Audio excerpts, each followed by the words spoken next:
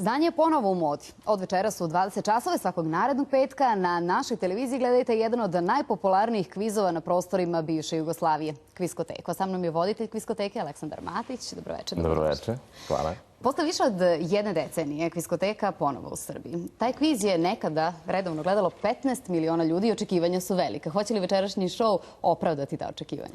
Bilo bi dobro da nas gleda ponovo 15 miliona ljudi, nažalost nema nas toliko. Opet se nadamo da će gledati većina i da će Kviskoteka ponovo vratiti i znanje u modu i vratiti porodicu pred male ekrane, da zajedno da se druže i da igraju one poznate igre. Večeras je slava i ljudi su okupljeni, porodice su okupljene i znamo šta će raditi od 8 do 9, svi zajedno. Interesantna je bila najava za Kviskoteku u kojoj ste vi u igri detekcije. Pa me zanima, prosto ste vi osoba A, B ili C? To ćete vidjeti večeras, to ne smijem da otkrivam. Igra detekcije je jedna od obeležja uz asocijacije, jedna od obeležja Kviskoteke.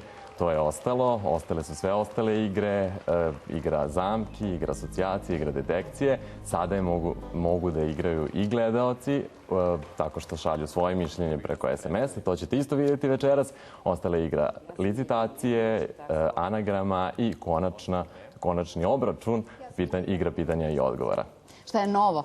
Vidimo da drugačiji studio izgleda. Jeste, studio je, pa možemo da se pohvalimo da je lepši nego što je bio u Hrvatskoj pre 2 godine kada je ponovo rađena Kviskoteka.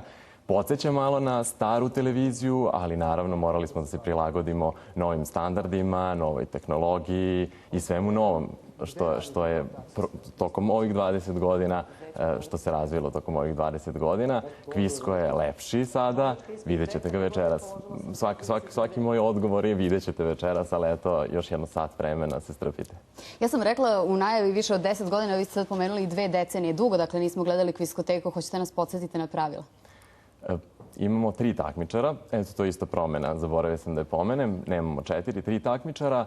U ovoj prvoj sezoni učestvovaće 54 takmičara podeljenih u 3 ciklusa. Što se drugih pravila tiče, ostala su ista. Hvala vam na gostovanju, svi gledamo večeras Kviskoteku u 20 časova. Hvala vama.